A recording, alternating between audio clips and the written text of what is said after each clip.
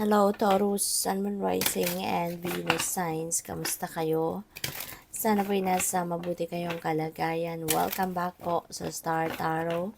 At kung bago kayo rito, welcome din po kayo. Please subscribe, like, share my videos, and leave me a comment kung nakaresonate po kayo. Thank you. So, tignan natin ang mga messages ninyo for today. We have angel number 101, starting over. Ayan. So, parang nanggaling kayo rito, Taurus, no? Sa failure. Maaaring ang iba sa inyo nanggaling dito sa sitwasyon wherein very frustrating ang dating sa inyo. Kasi po pwedeng hindi nag-come to fruition or po pwedeng hindi natuloy. Something like that, ano? So, kaya you are about to start over. You're about to start fresh, no? So, maganda. Maganda kasi ibig sabihin nito na let's say for example, nag-fail kayo, no, sa kung ano man ang inyong ginawa. Maganda na kayo'y magsisimulang muli kasi ibig sabihin nito, magbabounce ba kayo, diba? Pagsisikapan ninyo, mas kumbaga babawi kayo, no, sa kung ano man ang mga kapalpakan or sadyang talagang hindi yun, 'di ba, para sa iyo kaya talagang nag-fail ka or pwedeng merong kulang kang ginawa or for whatever reason hindi ka sumuko, no? Hindi ka susuko at hindi ka sumuko. So this is good, no, na you're about to start fresh. You're about to start something new, 'di ba? Kaya good luck sa iyo and congrats. Kasi maganda, 'di ba? Mas lalo kang magsisipag, mas lalo kang magsisikap, mas lalo kang magpupursige niyan. So we also have the angel number 0110.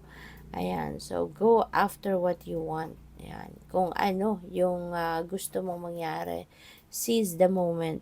Alright? Seize every opportunity na meron kayo. Alright? Para makamit ninyo kung ano man yung gusto ninyong makamit. Gamitin mo yung mga talents mo, yung skills mo, 'di ba? Kasi yun ang magiging kapital mo para umangat ka, yun ang magiging kapital mo para ikaw ay mas lalong uh, mas lalong tawag dito, mas lalo ninyong marating agad, 'di ba? Mas lalo ninyong makamit agad kung ano man yung mga gusto ninyong makamit sa buhay. Alright? Yung uniqueness ninyo will be your path to success. At sabi din dito, your dreams will soon come true. Kaya magsipag ka lang. Kasi nga, 'di ba, if you're not, kung meron kang pangarap, but if you're not taking action, so wala talaga mangyayari doon.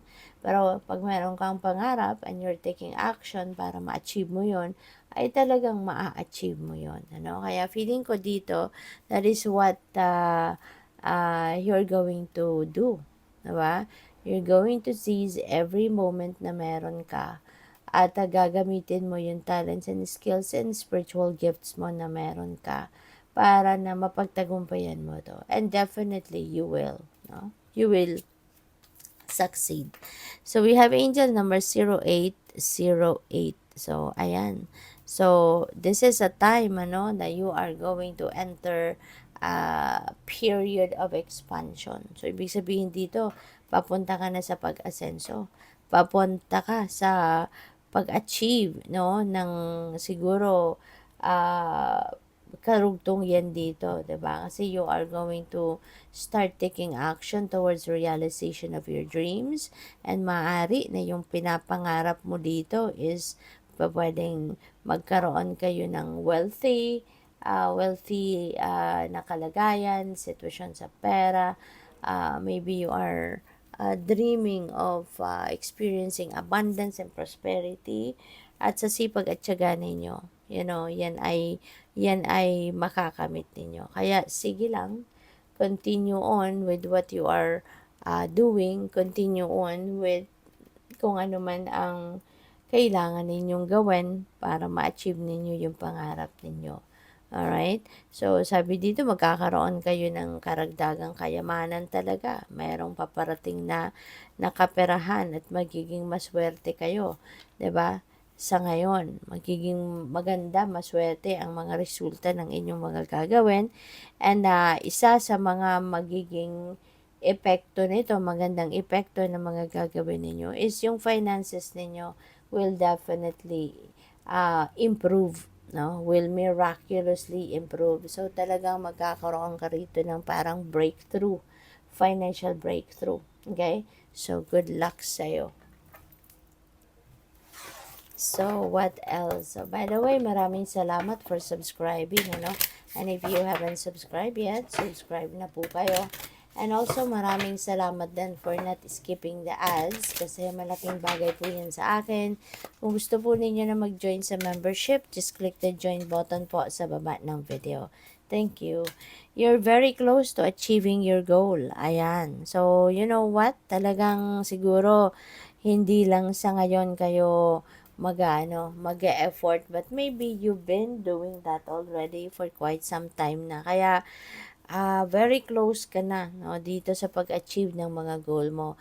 Napakalapit mo na doon sa pagkamit ng inyong tagumpay, 'di ba? Malapit ka na para doon sa pagkamit ng kung ano man ang mga bagay na iniisip mo, pinapangarap mo, and maybe you've been working so hard already, 'di ba?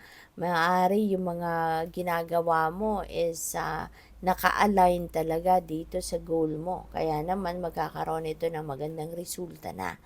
So, emotions are running high kasi po pwede, no, na yung adrenaline ninyo is getting high because siguro alam ninyo, 'di ba? Nararamdaman niyo na malapit mo nang makamit ang tagumpay.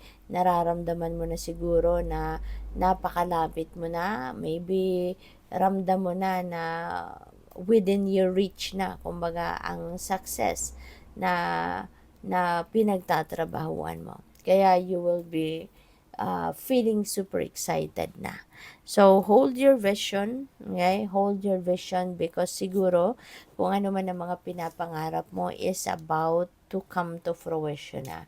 Kaya parang sinasabi dito na hold your vision, wag kang padidistract, wag kang paiistorbo, 'di ba? Kasi your dreams are already manifesting. Kasi nga feeling ko kaya kayo yung adrenaline ninyo ang taas-taas na, ang emosyon ninyo parang hindi mo na ma-contain kasi nga you are already feeling, 'di ba, na yung dreams mo are about to come to fruition na, 'di ba? Kaya wag kang paiistorbo. Kumbaga, wag kang papasway ng inyong wag kang papatempt, 'di ba, sa ibang tao. Okay? Focus ka lang sa kung ano yung dream mo, ano yung ini-envision mo kasi that is about to manifest na. So just continue to work on it, continue to work hard para makarating ka talaga doon sa dulo at makita mo na ang resulta, makikita mo na magka-come to fruition na kung ano man itong mga pinapangarap nyo. Okay? So, good luck po. Thank you for watching. Love and light. Namaste.